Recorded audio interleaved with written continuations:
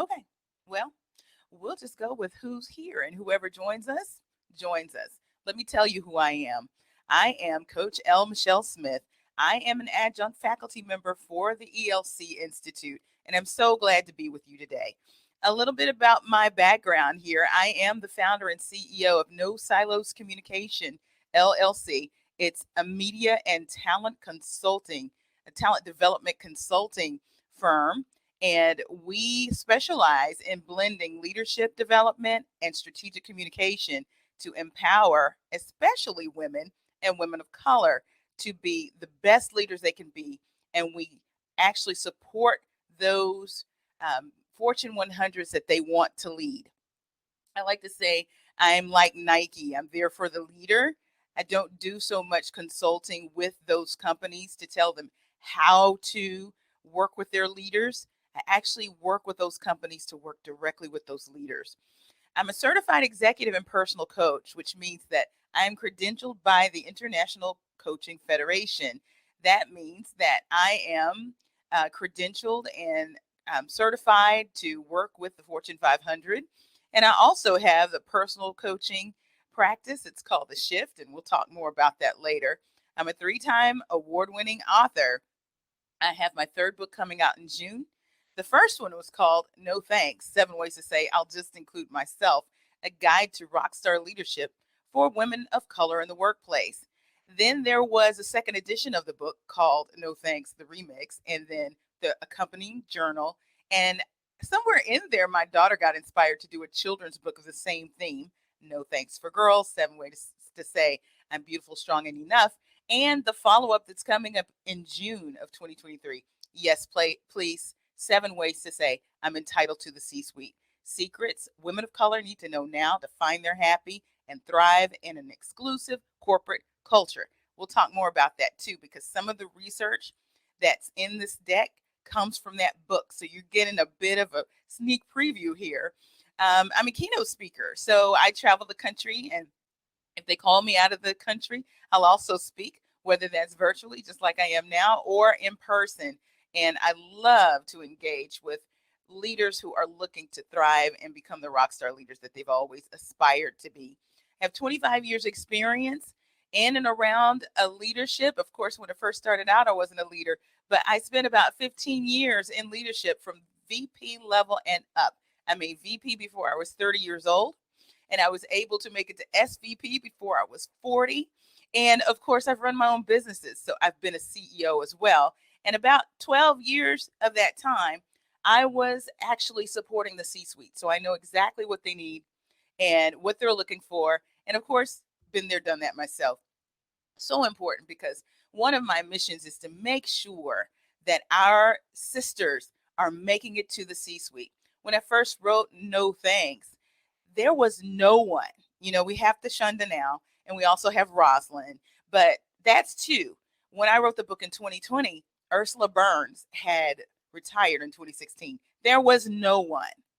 And if you consider that there are only 41 women, period, 41 running Fortune 500 companies, and you consider that only 4% of them are women of color and only 2% of black are black, there is a huge need to get our sisters through the pipeline. And that's my primary goal.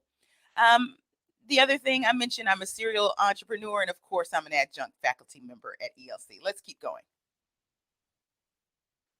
All right, so let's examine what's the issue. The problem that we're trying to solve for in this workshop, and I have to tell you, I'm a coach, so there will be questions that you need to answer along the way. That means you need to have a journal, a pen, a paper, something to jot down notes, even if it's on your computer.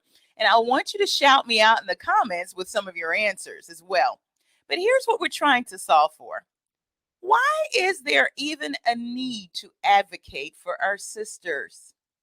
You would think that we could just come into corporate America or business in general and just work like everyone else.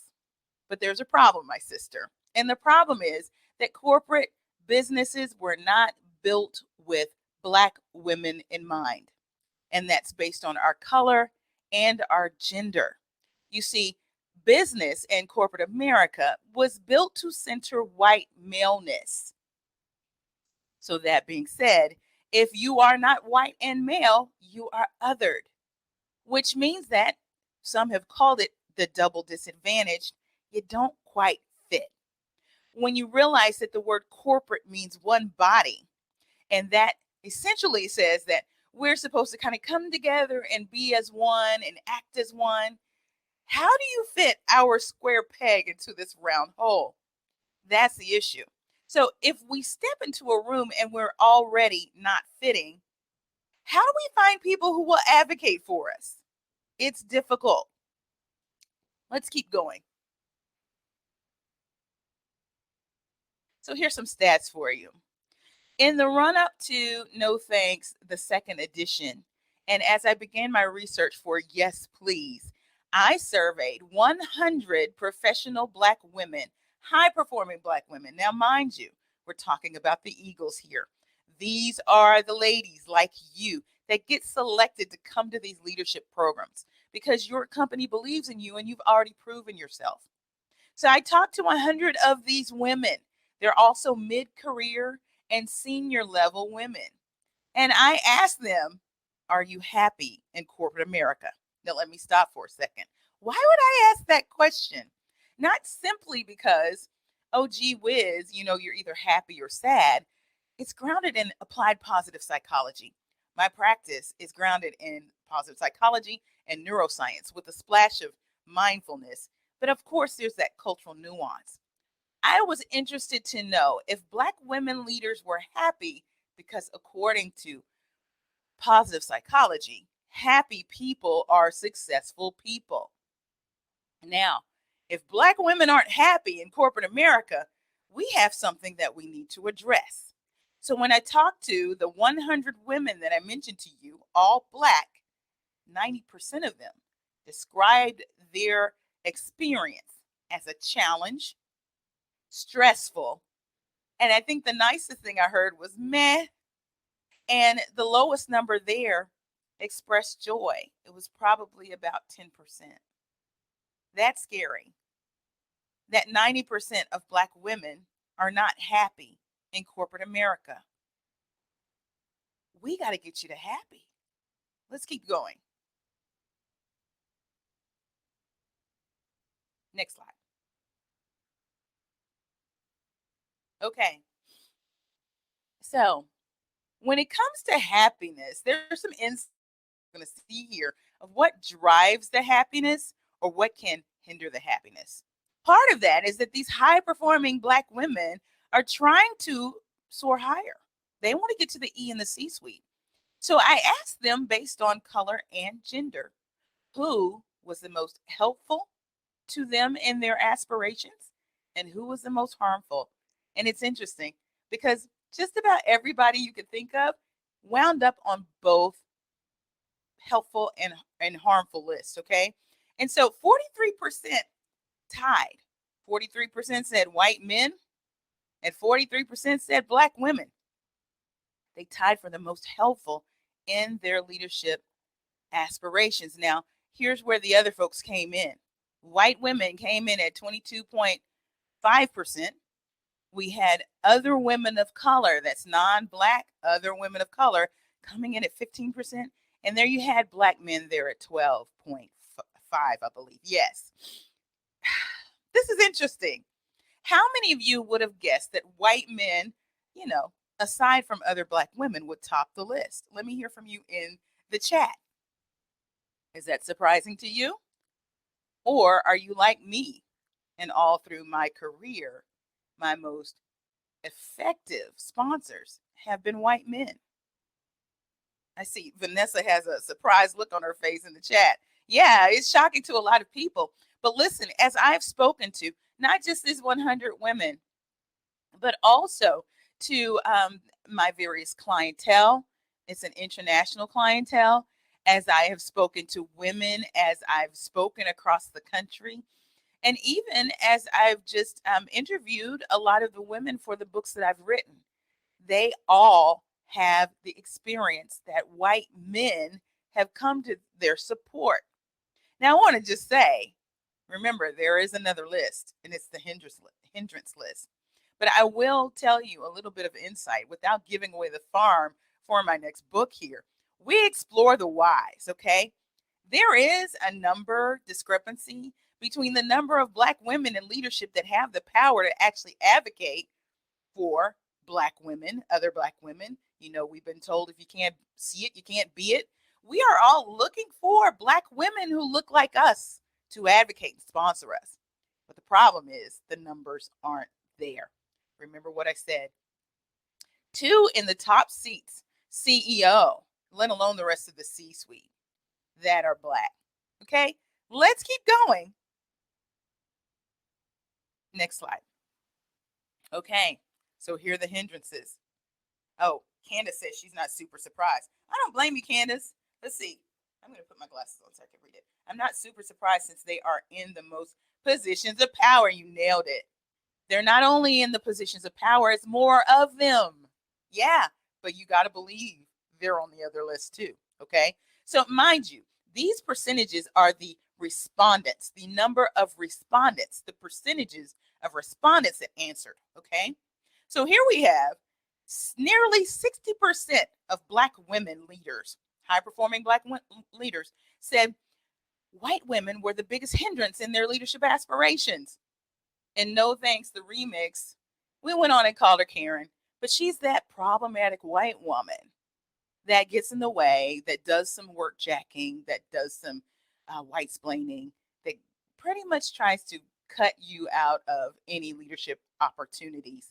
Now, mind you, that means there's another amount of white women, and 22% of the last survey, the last question I asked, were actually women, white women who were allies, okay? People who actually helped and advocated. So this isn't to say that all white women are this way, but a large percentage are. How many of you have had this experience before? Yes, Vanessa says, this has been a challenge for me. Candace says, agreed. Yes, we've all been there and done that and had our issues, okay? But look at these numbers again. 44% white men have also been a problem. 44% of the women responded said that white men had also been a problem. Okay. So this is almost a 50-50 split between who's been helpful and who's not been helpful. And then 22% said other women of color have been a hindrance. And in this situation, we're talking about non-Black women. Okay. Other women of color who's run into that issue. And then we had 9% Black men. What's the insight here? Let's go to the next slide.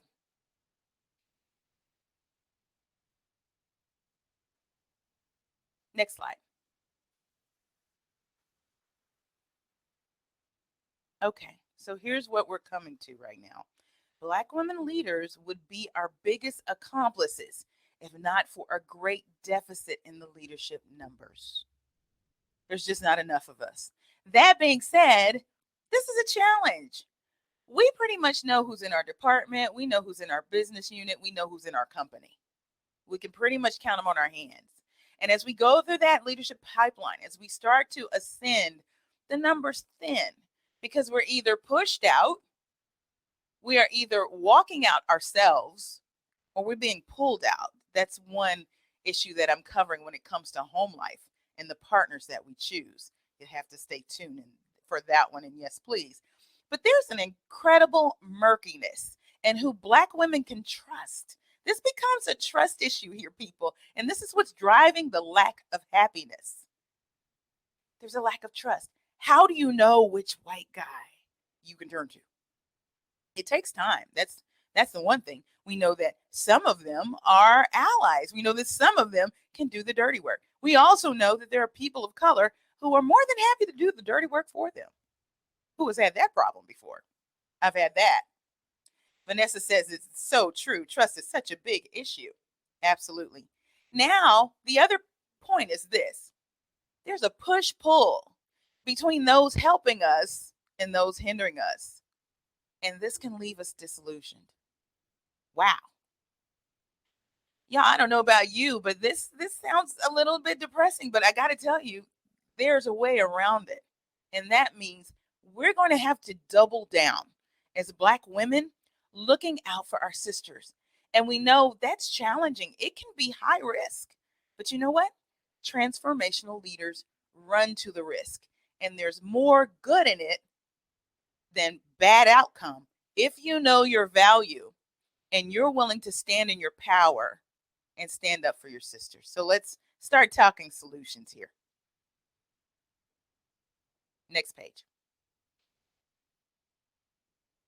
What is your greatest wish for your sisters in the workplace? This is our opportunity to dream. Take out your pen and paper and just start thinking about if you could have anything for your sisters in corporate America based on what we've just heard, what would it be? And then finally, what would you like to see for them? Take a moment, write that down. Think about it, write it down. And when you're ready to share, I'd love to see your answers in the comments.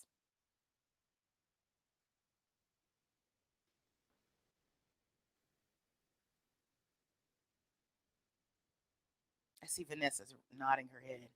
I hope you guys are writing down some answers, and feel free to start adding them to the chat. What would you like to see for your sisters?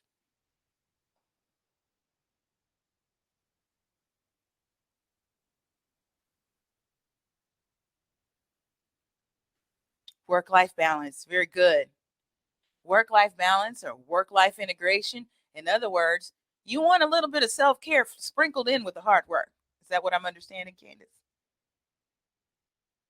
That they move with grace in their excellence, with full authenticity and empowerment. Vanessa, that's beautiful. Candace said, yes, that's exactly what she's talking about. You know, it's tough. We just talked about the double outsider. So we are like salmon swimming upstream, no matter what. We are going against the tide. But guess what? Once we know that, we can plan for it. We can absolutely plan for it. Davita, be self aware of their talents. Yes, ma'am. Yes, ma'am, indeed. I love these. Let's keep these in mind as we move forward because I have more questions for you and we're going to get moving in a direction where we can have some things in mind that we can activate on behalf of our sisters. I have 6 ways that you could advocate for women. You may have more, okay? Women can and do play into the male power center. That's black and white, okay? Sometimes we other each other. I mentioned before how we can kind of do the dirty work for those folks that are not diverse and inclusive as we want them to be. We can play into that mix. How many of y'all have noticed that sometimes there are people of color or people of the same gender that seem to be working against you? Just put a hand up in the comments. Let me hear from you. It can be conscious and it can be unconscious. Absolutely, Vanessa has a thumbs up. Do you know why that is?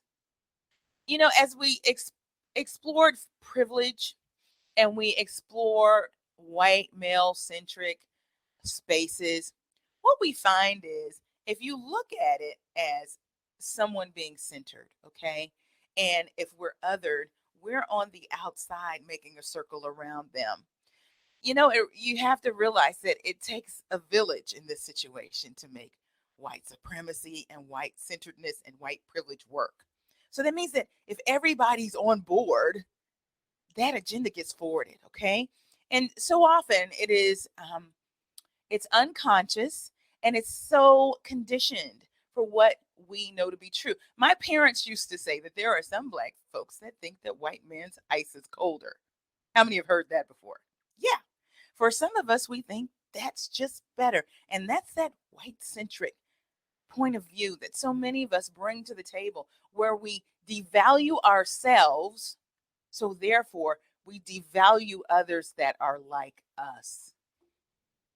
It's really something to look out for because a lot of it's not conscious. There's a term called epigenetics, and that is about the trauma that has been passed along since all the way back in slavery and etched on our DNA. And we don't necessarily even know it. And before we know it, we're acting on it. So we have to be aware. Here are 6 ways that you can ensure that you are advocating and not just adding to your sister's struggles in the workplace. Yes, Vanessa said white is not the center of rightness. You're absolutely right.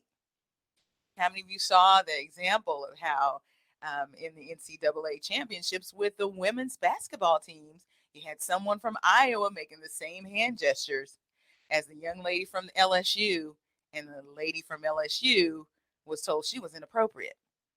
And you know what? You had some black folks saying it too because they center whiteness. Yeah. Vanessa said she was just thinking about that. Let's go to the next slide.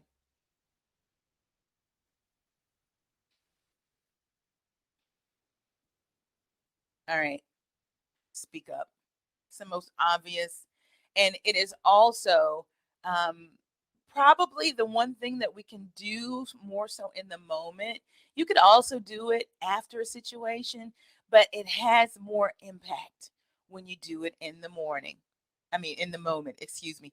Get your information. Make sure that you know what you're speaking up about, okay? But if you see something, say something. I think it was Beyonce that said, get information. If you happen to be in the same space with someone, whether it is a boardroom or maybe you're on the same team and you're in a Slack conversation and you see something go wrong, it's our duty to step up. Now, what are some of the reasons why we as Black women don't speak up for other women of color and Black women? Let's hear that in the chat. Fear and shame. What drives the fear?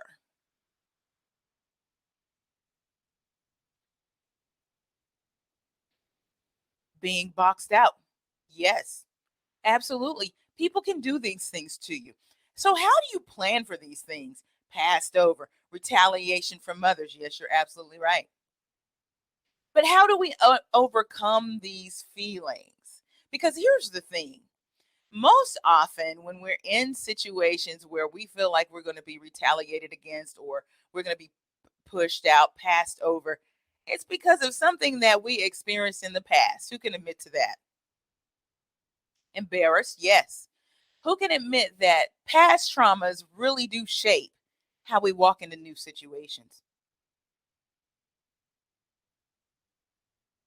Yeah, okay. Vanessa's clapping her hands. It's so true. Here's the thing, there's always a degree of risk when you go into situations and you need to speak up for your sister or your brother for that matter. What do? You have a plan. This is the number one way to alleviate fear. Okay. Now, fear never really goes away. Can I just tell you this? Okay. Fear, according to neuroscience, is something that is hardwired into our DNA. If you were in the bush in like 2050 BC, naked and afraid, and your Cro-Magnon husband is somewhere out there in the woods hunting and gathering, and you're there with your young, and you hear a rustle in the bush, what do? Chances are you either fight, you get ready to fight whatever's in that bush, or you get ready to flee. I'm talking about fight or flight. So God gave us fear in a good way. It protects us. It protects us. So a nice healthy dose of fear is good because it keeps us on our toes. All that to be said, because we do veer towards the negative, we have to keep it in check. So the number one and number two weapons against fear and dealing with fear to push through it is information and a plan. So the next question that I'm going to ask you is going to help you to begin to think through what action plan you could take moving forward to step up with a little bit more confidence and kind of push back the fear. All right. So let's go to the next slide. I'm getting a message here. All good. Let's try the next slide. While we do, Karen says, is it Karen? I think so. It is not always safe to be transparent. Others can be judgmental and damaging at the same time. I've learned to turn past traumas into testimonies. Yes, ma'am. There's always a message in the mess. That's so important. Reverse the energy. I love that. I love that. There's a thumbs up coming. Okay, so here's your question. I want you to take some time and listen. I'm using a red team approach here, and we call it red team coaching. I want you to think before you write and then share.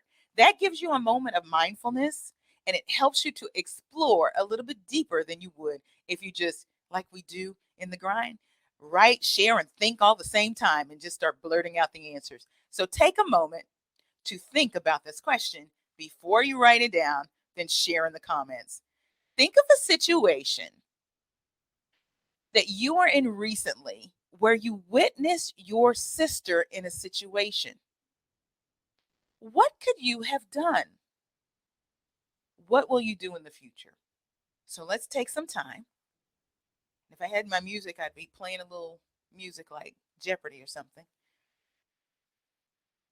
Take some time to think about it, then write about it, then share.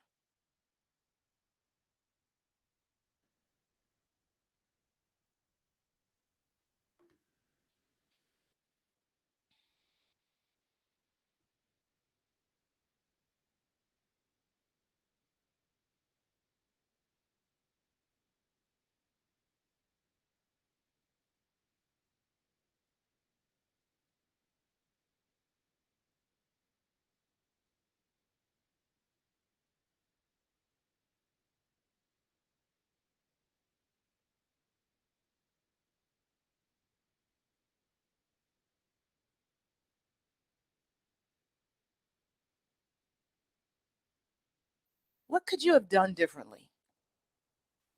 What will you do in the future? Understanding how information is power and a plan helps you to alleviate the fear.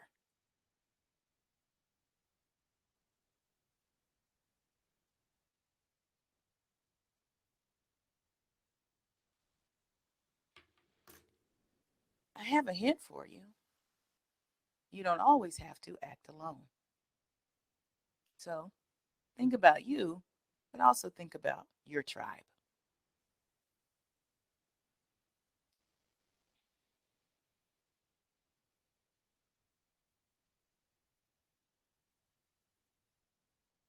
All right. Let's start to see some answers in the chat.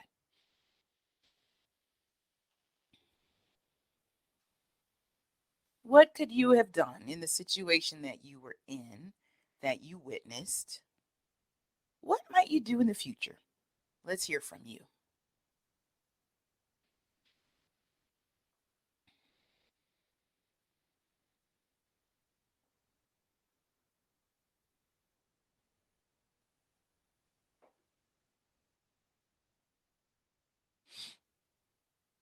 All right, Davita. She went into a meeting unprepared, didn't know the audience, didn't anticipate questions. Okay. So she wasn't set up for herself and it was kind of her doing. Then what did you do? Or what could you have done? Well, before we even got there, what happened as a result of her not being prepared?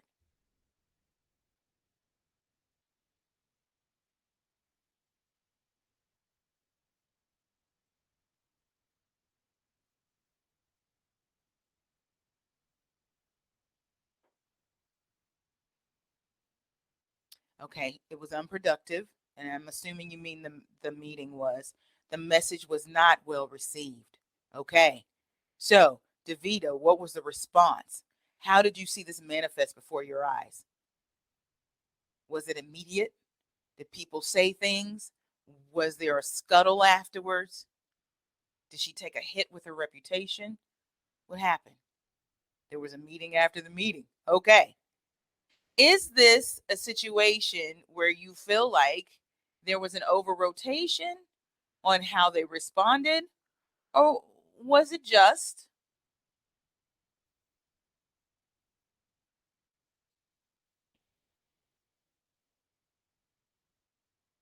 And while Davita is sharing, who else has a situation? And I'm looking for situations where your sister pretty much didn't do anything wrong. She just, like our LSU ball player, was just in the culture doing what you do.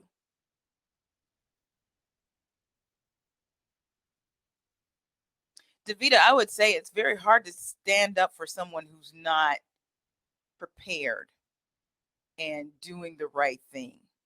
But you may have done something to help her for the next situation. And let me know if you did.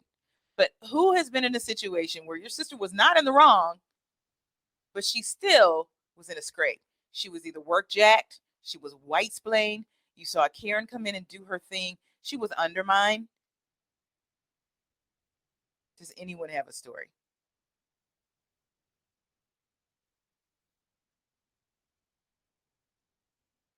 Let's see. Vanessa says a high profile leader left the company and there were rumors that she did things she did not do. Oh, how do you stand up for that? What do you do? Her character was tainted and she was not upheld. Oh, whew, I've been in that situation. What did you do to speak up for her? Or if you didn't, yeah, it was sad and painful. If you didn't speak up, what could you have done? You shared the truth with those you knew. Good job. Good job. Did you feel any fear or retribution? Yeah, it was widespread, so that's tough, but you stood your ground, it sounds. And I'm wondering, Trayvon, can they unmute? Can they use their microphones? Is that possible? Hey, yes, Elle. Yeah, they absolutely can. So if they just click on share audio and video at the top right of the screen, Okay. they can join the session with us. That's Awesome. That may work out a little bit better. If you want to speak to me, you can unmute, share your audio, and just tell me what's going on, and this will probably move us along a little faster. I see some folks in the moderation, so I'm going to have them join now. Awesome. Thank you.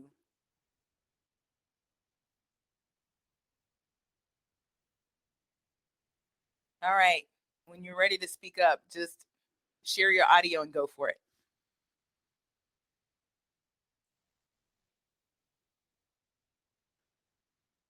Davita, Christine. Nice to meet you, Christine. Hey Hi, there, can Davita. you hear me? Yes. Awesome, awesome. Yay. I feel like we're really talking now. Yes, greetings and salutations to my fellow advocates.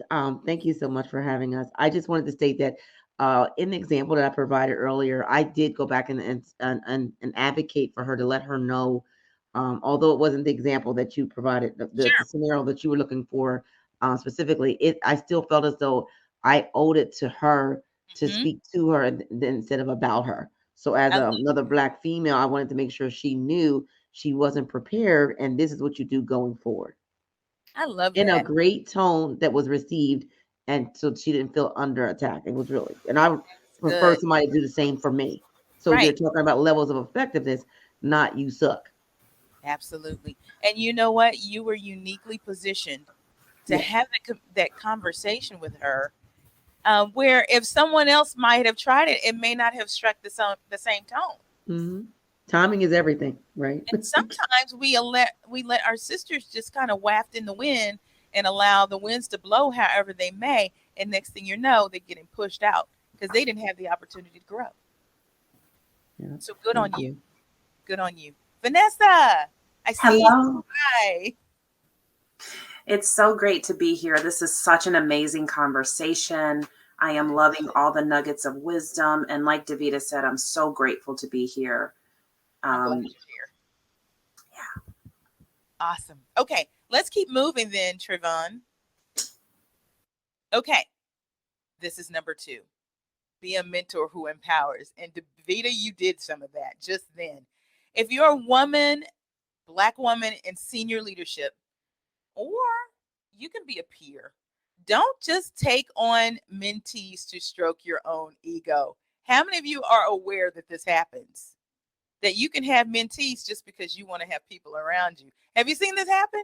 And there's really no empowerment.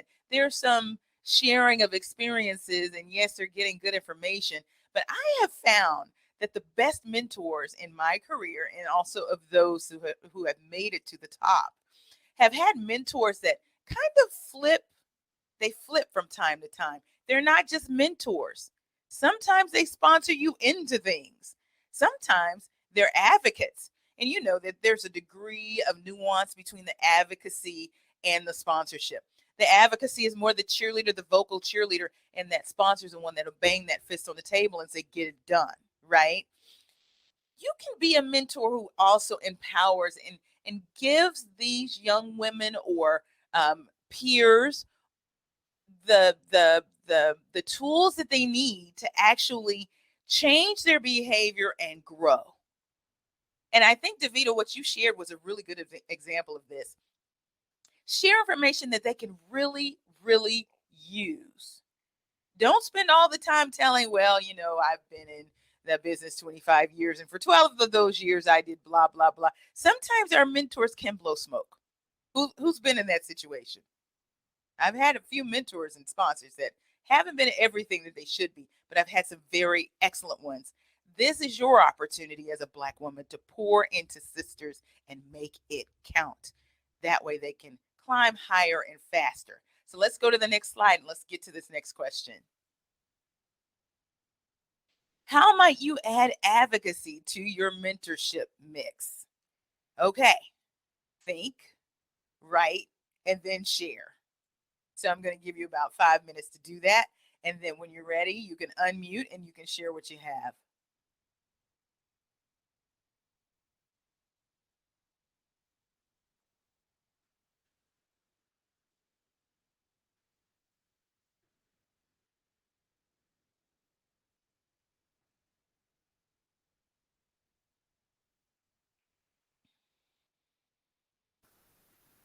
Can you explain a little deeper what you mean? Yes. So mentors can be very passive, if you will. And it's not to say that they aren't good mentors, but these are mentors that just share information that's, you know, good food for thought. It could be something that you could emulate, but it's not necessarily actionable in a way that would move them forward faster. The other piece of it is that you can actually add some advocacy in and start to be vocal about your mentor in rooms. Does that clarify? And even if you go to another extreme, I mentioned that I have mentors that sometimes flip and are total sponsors. So it isn't that you just have to have one hat on to be effective.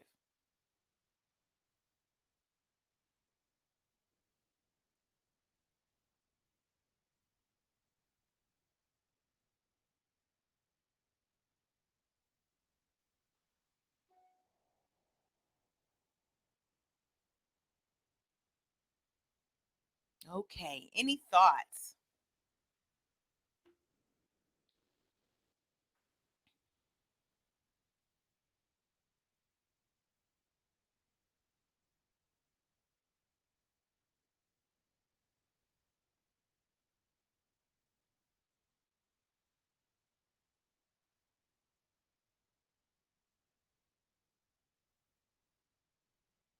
A good way to think about this, if you're kind of stuck, is to think of a situation in the past or a current situation that you may have with a mentee, and then use that as the benchmark to talk about how you might act moving forward.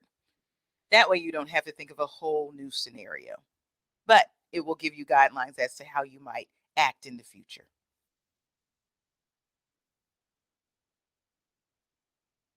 Who wants to go first?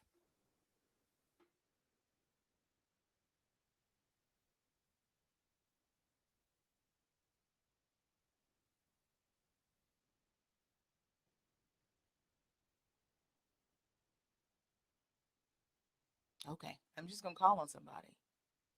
Or you can raise your hand. Davita? Any thoughts? I was multitasking. True transparency, full transparency. I was multitasking, checking my emails before I end this day. Sorry. All good. Vanessa, how about you? Any thoughts? I had written a few things down. Of course, you could become a sponsor and mention the person and help to advocate for them when they're not there. But as I was thinking about it, help to guide them to what it is that they really want and help them get there. You know, oftentimes, at least in my experience, I'm in talent management and now I'm just moved into a change management role.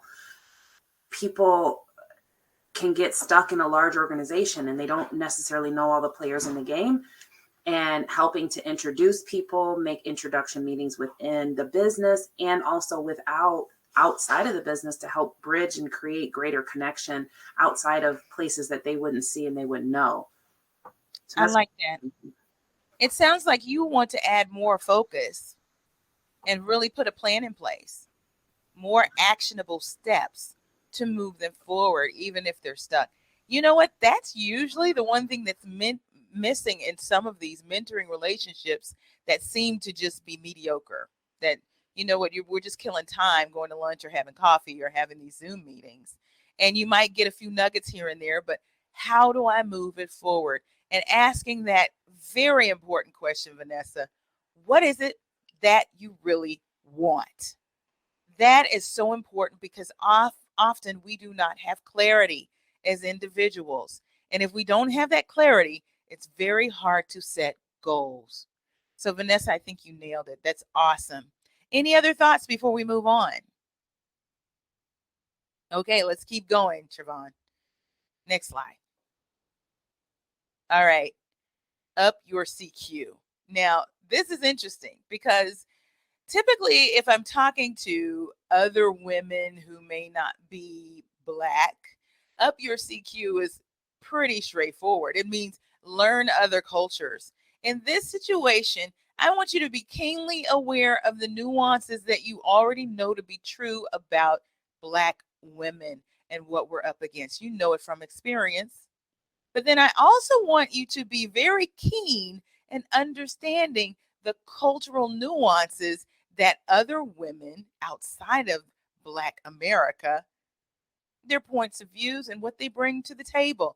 It will allow you to operate in empathy. Now, let me be clear about the word empathy.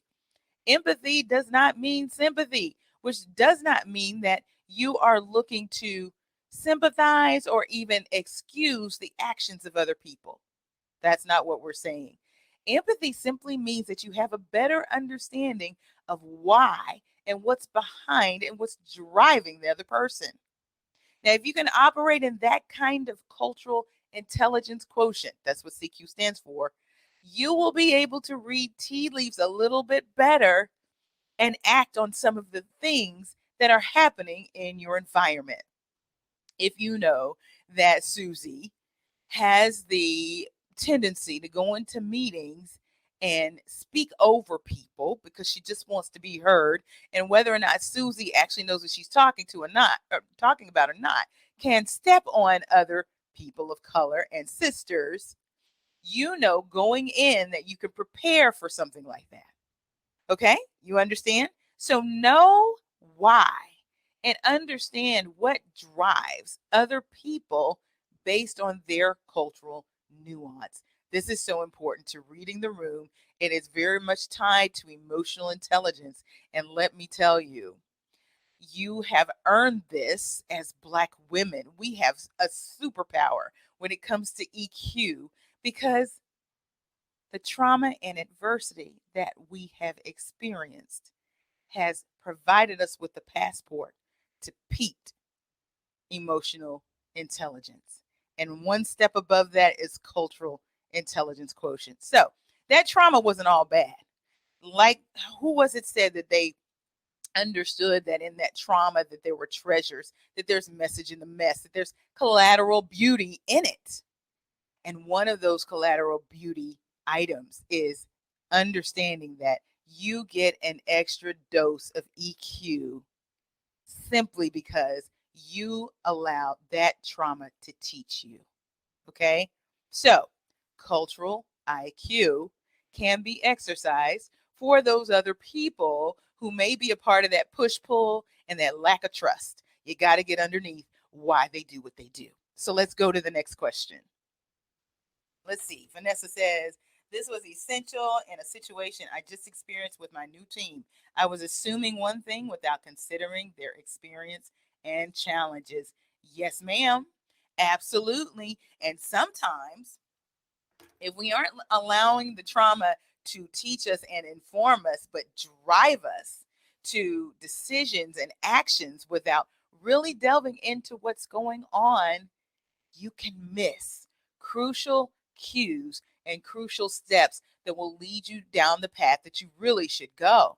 And you might even assume that someone's intentions aren't good, which gets us back to the whole idea of how do you know if you're dealing with a Karen or you're dealing with that white woman who is an ally and will stand up and go to bat for you? Okay, great. Yes, Vanessa said it was a learning opportunity for sure. Absolutely. So here's the question. Knowing what the numbers say about who we believe has been most helpful and the most hindrance. What cultural insight can you move on in the future? Now start to think about situations in your job, in your career right now, where you've run into things and it taught you, okay? It taught you. How can you take that nugget, whatever that nugget is, share with us what the nugget is, and use it in the future? Think, write, share.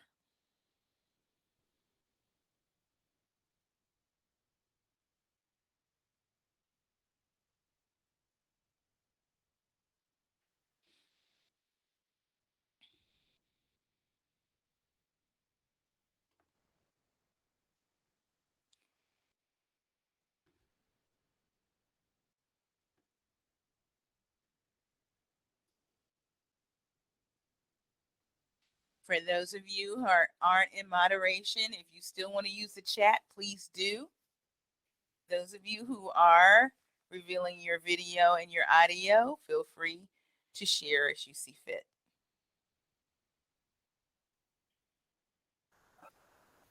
I don't mind sharing. Okay, Vanessa. Open.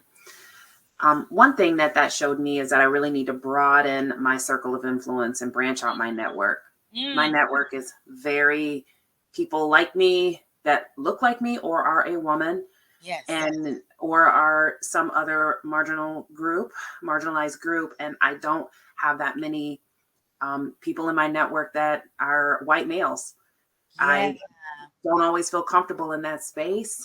And it's something that I need to step out to for sure. Looking at the numbers and even what Davida said, knowing that that is the largest population of people within the business. Yeah, that have the power, that could actually move some needles. Vanessa, that's a challenging one. That's a good one though. It is a good one because we understand as we diversify our tribe, or you call it the kitchen cabinet or the personal board of director. That's where our power is going to come from because suddenly, and we know by the numbers, we say it to the companies all the time, diversify and impact your revenue, impact the bottom line. What would that do for Team Vanessa? Think about it. Okay, so you're going to have your sponsors, you're going to have your mentors, you're going to have your mentees, you're going to have peers, people who are more junior than you. And then if you are considering a reciprocal relationship with all of these people who may be more powerful than you in bigger roles, they may be your peer, your junior, you have a diversity of all sorts of people. And by the way, I like to take the power dynamic out of your tribe, because when you start to understand that there are people that know things that you don't, even if they are more junior than you have cracked the code. You're also going to have people who are in rooms where you can't be, that can bring you information. And when you are looking for people who don't look like you, but that also work differently than you do, communicate differently than you do, maybe even in different companies. We don't lean out enough in order to, charge our batteries and go right back into that company, walking tall in our power. When you diversify your tribe, you will have more power to operate, especially if they're aligned around your mission. And, pushing your mentees to have focus and a little bit more clarity around their goals, you need that too as you are talking to your personal board of directors. If you have a mission and you are able to articulate what that is, you have empowered them and activated them to act on your behalf. So by all means, when it's time for that after hours, something that you usually skip because you just don't want to be bothered because those people don't look like you, stretch yourself. You might need to go. I remember one time, one of the officers at the company I was working with invited me out to have drinks at the French room. Now, I had a young baby daughter at the time. It would have been really easy just to say, you know what, I got a young one at home, need to pick her up from maybe next time. But that was a time that I decided I was going to make sure that my daughter was picked up by my parents. And I spent some time with this lady. What I found out, and she happened to look like me, but what I found out just by opening up a little bit, when I went to the French room with this woman, there were other officers hanging out at the French room. And the conversations that were going on there were actually impacting the business. So glad I went. The other thing that you need to think about too is as these high up leaders, E and C suite leaders, start to ask you questions that are more personal, right? It's a little scary to open up and answer them. I had one ask me, what did my dad do? And he knew he was retired, but what did he do when he was working? And you may say, what does that have to do with the cost of tea in China? It has to do with likability. And when they start to ask you these questions, they are actually testing you to see if you are a fit for that culture as you move up the line. So by all means, and by the way, this was a white man asking me those questions and one of the primary advocates and sponsors that got me along the way while I was in the Fortune 10. So yes, expanding your sphere of influence and those you're contacting who don't look like, act like, work like you do. Very good. Anybody else have ideas?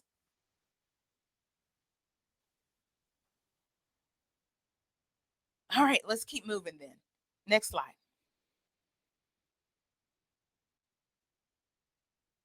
Don't bandwagon. Oh, y'all, it's so easy to pile on. This is when someone in the workplace begins to question, malign, or engage in character assassination with a fellow coworker. Ask a powerful question instead to get them back on track and see if they can explain the facts to back what they have to say. Sometimes we're complicit in our silence. And it's as much bandwagon when you don't say anything and you let something, malignant or character assassination take hold. And sometimes they don't even have to use words to do it. It can be omissions. Most times you'll find that they won't have much to say if you ask a powerful question. But whatever you do, don't join in. Who has an example of bandwagoning? Who has seen it? Raise your hand. Yeah. And they do it like they expect you to join in. And the pressure is there to join in. So let's move to the next question. Think of a time when you saw this unfolding for one of your sisters. What could you have done? And let me ask you, what did you do? Because some of you ladies are already standing up. What held you back from doing it if you did not do something? And what will you do to push through anyway in the future? Davita was not in her head. She turned on her camera long enough to nod and get an amen. So it seems like you already have a situation that you know about. Yes, and without going into too many details, I've been in some situations and been around some consistent audiences where bandwagon is starting to be an entertainment, and it's not welcome. It's uncomfortable, and because there are only a few of us chips in that cookie, it's they're looking for you to join in, and I refuse to be part of that. I still need to be me, and I'm just very consistent that I don't tolerate it and I don't join in, and I'm just being authentic to who I am, and I don't and letting those others know that I don't follow Good. that negativity. So Good. that's what I do to push away from it. And should I just be in a corner? I'll be in a corner, but I'm standing on what I believe in. So let me be clear. It sounds like you're speaking up. Are you questioning them? Or are you just saying, I don't want to participate in that conversation? No, How I'm are you questioning taking their action? behavior. I don't appreciate it, but I also don't want to be part of that conversation going forward. Yes. So it's Good. it can be to them it's entertaining. To me, you're insulting another person's character, and Right. I'm not joining you in on that quote unquote fun. Very good. You know, I've been in businesses in situations where things were left unsaid. And to me, that's when that virus really takes hold. When people are able to say these things and they go unchecked. And while no one is agreeing, they're not disagreeing either. And that That's correct. narrative starts to build. Have you witnessed that? That's that you Vanessa? said the favoritism. Yes, absolutely, Vanessa, absolutely. you're nodding your head. What has been your experience? I just agree with what Davita says. If you're not a part of the group that's talking about and talking the talk, then you can sometimes be left out and excluded. And you know, I've seen this, especially with people trying to help or support, or trying to get people on your team, or trying to get people on your side. You know, I find myself victim, and I say, I don't want to say victim, but I find myself playing the nice role, and I want to be ultimately nicer than the comment, but it's hard to combat that sometimes in real time. Yeah. And So I feel like I'm not always authentic with the no. I can default just to try and not have the confrontation. right. So there is power in open-ended questions.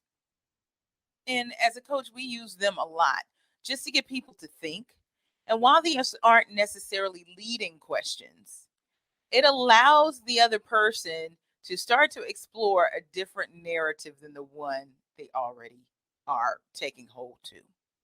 So, one of my tips for you is to explore, and I know we don't have a specific situation to go on at this point unless you have one from the past.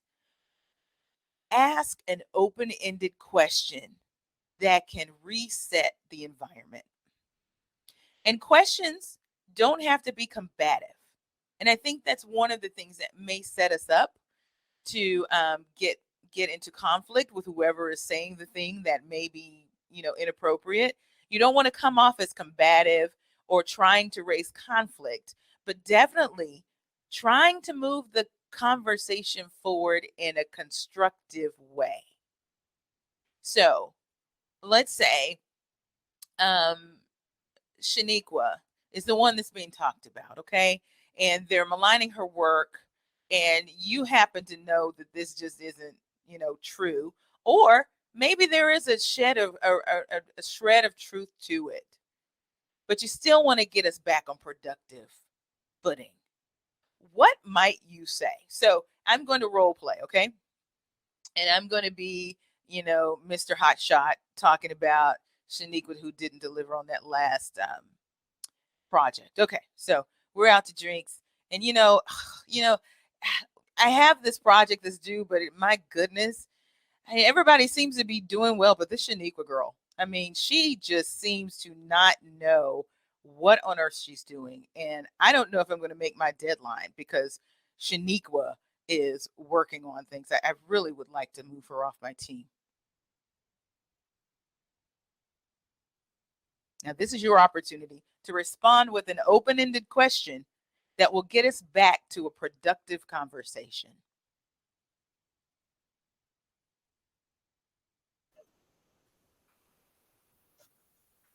You can call me. I guess a follow-up question that I would say is, what is it that you need on your team that you're missing? Or tell me more about your experience. Okay. All right. So The first one I would absolutely agree with. The second one may take you down a rabbit hole because his mind is already made up about how she's horrible. All right. But that first one, asking what he needs, gets him to talking more productively. And then you could probably follow up and say, is she giving you that? Or if she's not giving you that, have you given her the opportunity to correct her actions? But we're trying to get back to productivity, something that is productive in the way we have this conversation. Let's see. Oh, Davita. Thank you, Davita. She had to go. She had to hop. Good. Okay, good. Let's go to the next slide.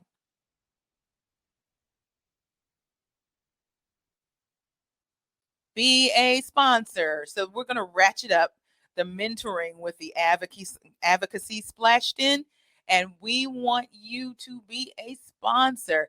Now, earlier in my conversation, I talked about taking the power structure out of your board of directors or your tribe.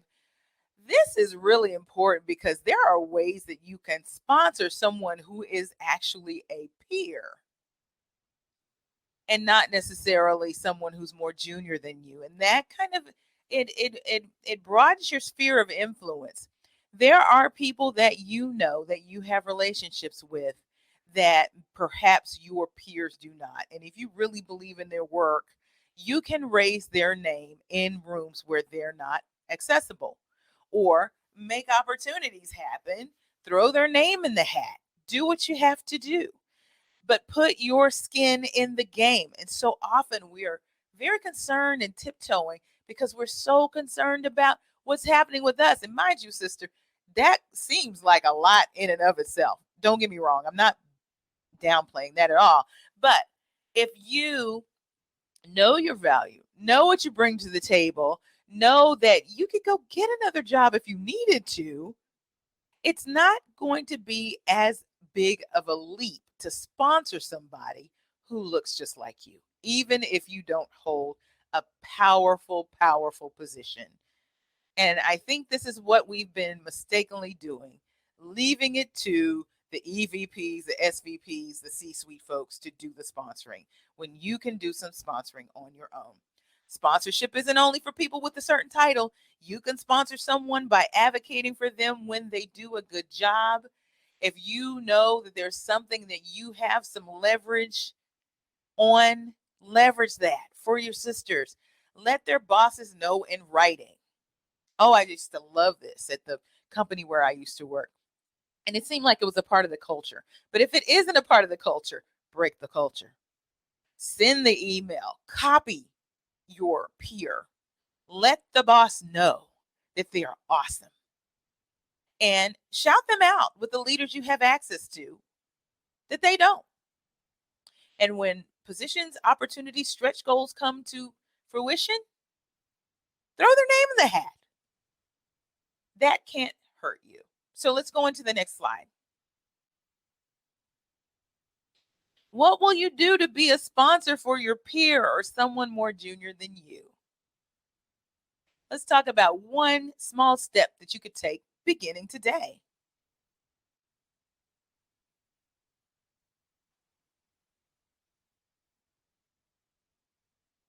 Let's see. We got about 10 people in the room.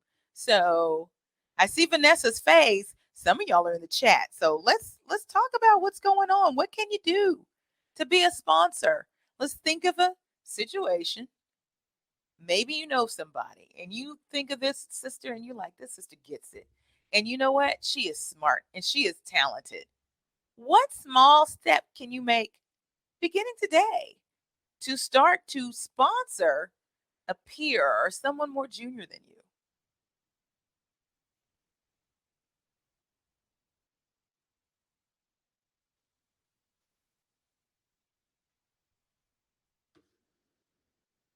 Christine, you're in moderation. You want to speak up? I would love to hear from you. You can turn on your audio, turn on your video if you'd like. Totally up to you.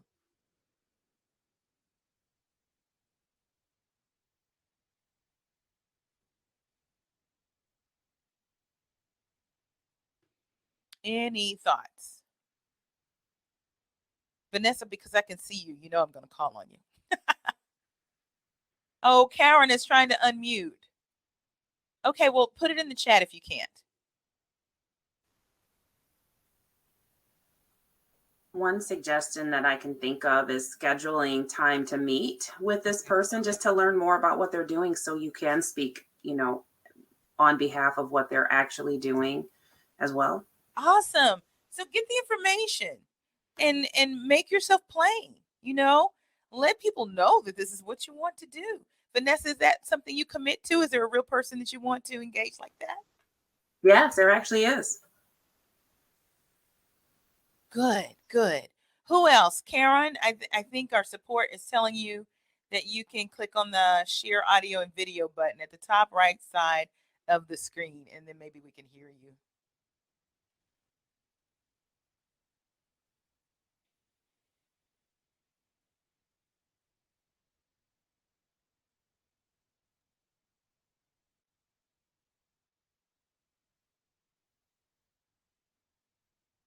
Okay, she's still trying to get it done. Okay, here's her answer in the chat.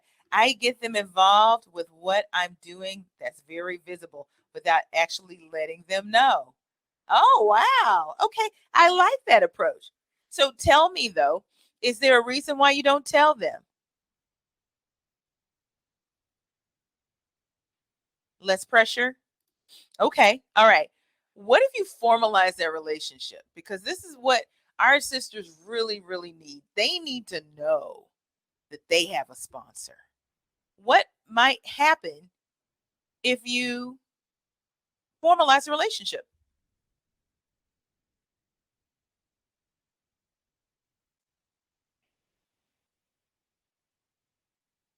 Any ideas? Karen's thinking.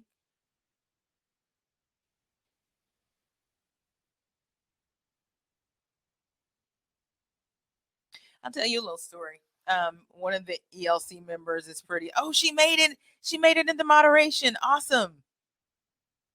Oh, while she's getting set up here, but one of my sponsors, she saw me in action, and she literally walked up to me after I was sitting on a panel and said, "I want to sponsor you."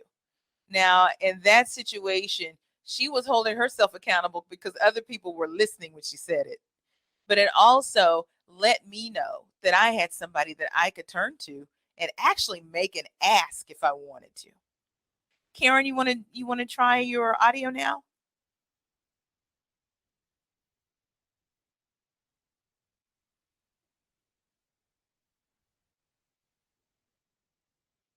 If you unmute, I think we're in business, but if you're having problems, let us know.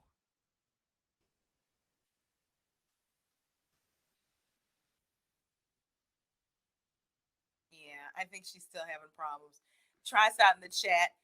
Trevon, let's keep going. And Karen, if you can get your thoughts out, that'd be great. If you can't, we understand. Yeah, still not working. Okay. Well, if you want to type something in the chat, you absolutely can.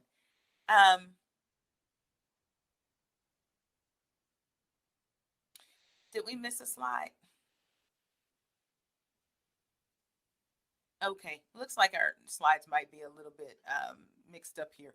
So be a sponsor. Keep going. Keep going. Okay. Be a queen, not a queen bee. All right. So this issue of numbers when it comes to Black women in high places in these corporations, sometimes we can get the idea that, well, hey, I made it. I'm ruling the roost here. I'm the one. Okay. And whether through words or actions, we can infer or imply to other people that they're just not welcome to A, give you eye contact, or B, be in the same vicinity as you, let alone sponsor, mentor, or actually engage with somebody else. I call this the Black Miranda Priestley. How many of you have seen The Devil Wears Prada? Yeah, you know that movie. She's not the kindest person. And there are some Black Miranda Priestleys that walk the hall that they may not be as icy, but they're very much standoffish. This is a culture that starts early. It doesn't just start when somebody makes it to the E or the C suite. They start cultivating this when they decide that they've made it to an executive level and they only speak to certain people and they don't speak to others. And sometimes that has everything to do with the way they conduct their bedside manner in hallways and virtual hallways. So if you aren't making eye contact and speaking to people in the halls, virtual or not, if you aren't responding to texts, DMs, or emails because you've ascended to new heights, you are the Black Miranda Priestley, and it's not a good look. This is one where we're just going to lay it down on the line and say, stop. If you know people that are like this, you know what? Speak to them anyway. I like to kill them with kindness, and hopefully they'll get the hint. Sometimes they won't, but we have to break the culture and break that cycle, and it starts with you. Responding, saying hello, and asking about someone's day goes a lot further than you might think. Now, these are just suggestions. There are other ways to appear to be accessible to other women and Black women in your circles or circles of influence, and also departments and business units. How might you show someone that you are open and accessible to them? Because let's face it, if we have this trust issue going on with everybody else and even some of our own, doesn't it help to know, even just with eye contact, that you're on their team? So, what might you do to let others know that you're accessible, you're friendly, and that you would love to be, to have a rapport with them? A rapport at the very least, maybe even a relationship. Anyone? I feel like I'm talking a lot, but this is really good stuff. This actually just happened to me. I've recently transferred to a new organization. I've been there since January. And someone reached out to me after a meeting and said, I loved your energy. I'd love to connect on a one-on-one. And it was such a big impact on me that I started doing that to every meeting I'm in. I try and find somebody that is super, just that I connect with on some level, just to continue to grow my network because I'm new. But it really felt good to think about. That was a really good presentation. I really understood what you said. Thank you for spending your time, whatever the case may be. To continue. Sometimes people take me up on it, sometimes they don't, but it's okay because I want to continue growing, and I really do try to make it authentic to somebody that wowed me or that I was really impressed by or that I learned from.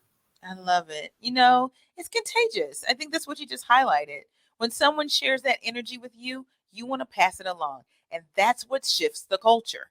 That begins to really shift the culture. And then you begin to see who's not playing ball and who is playing ball. And you start to understand who, may be on the same path or not.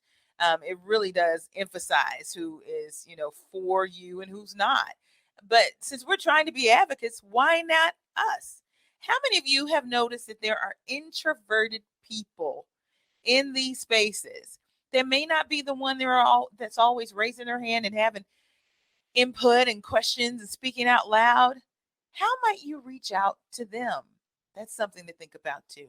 Because sometimes introverted people may get the idea that you're a queen bee simply because they're not raising their hand and they're not engaged and you're not reaching out to engage them.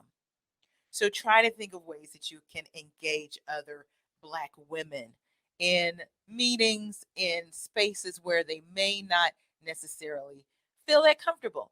Make them comfortable. Okay, let's go to the next slide. All right, that gets us to our Q&A session. We have just about 7 minutes, I think, before we wrap. Do you have questions for me? I'd be happy to answer them.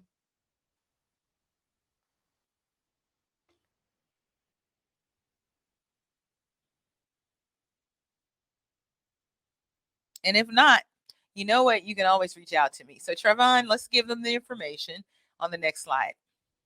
That's my bio. There's my website. There are the books. You can reach me. This is my email address, direct email. That's not even a dummy email.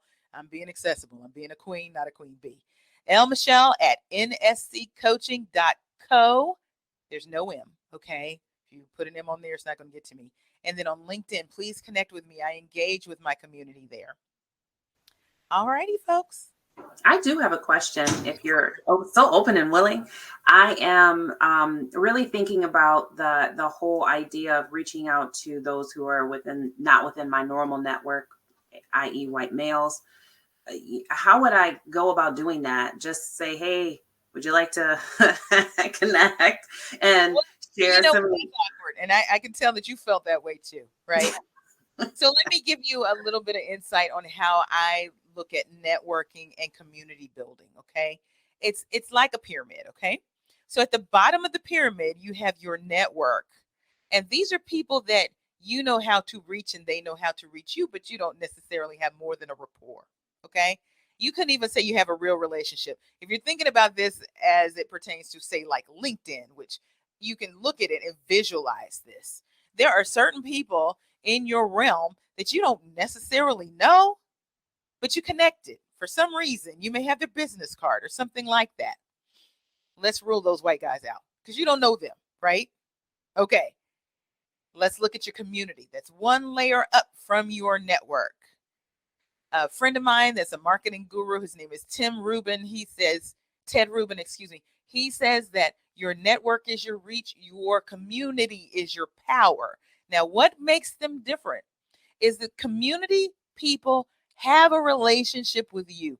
They know you and they know your work.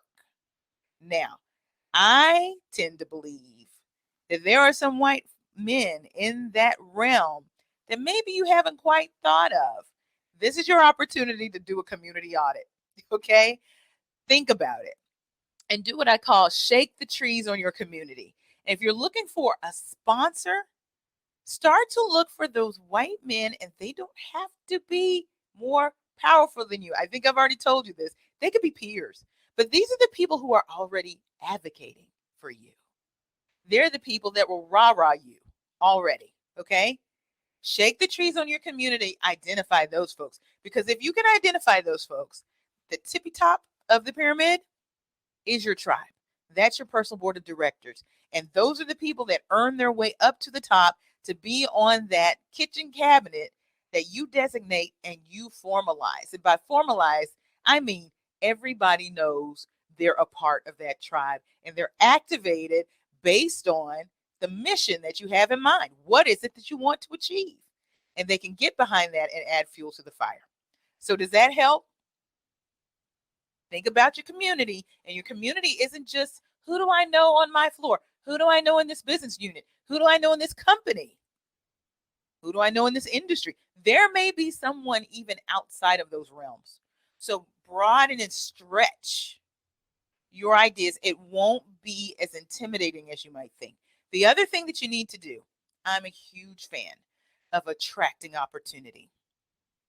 That means that you need to raise your visibility in a way that would allow people who aren't necessarily already in your close circle to see you shine, and in a way that shifts their behavior to want to come up to you and say, I want to sponsor you. And that can definitely happen. I've lived it. So come out of your shell if you're in one, start to merchandise work, solve a problem that hasn't been solved before, get that visibility, and see who might start chasing you. Does that help? It does. Thank you so much. This has been wonderful. Awesome.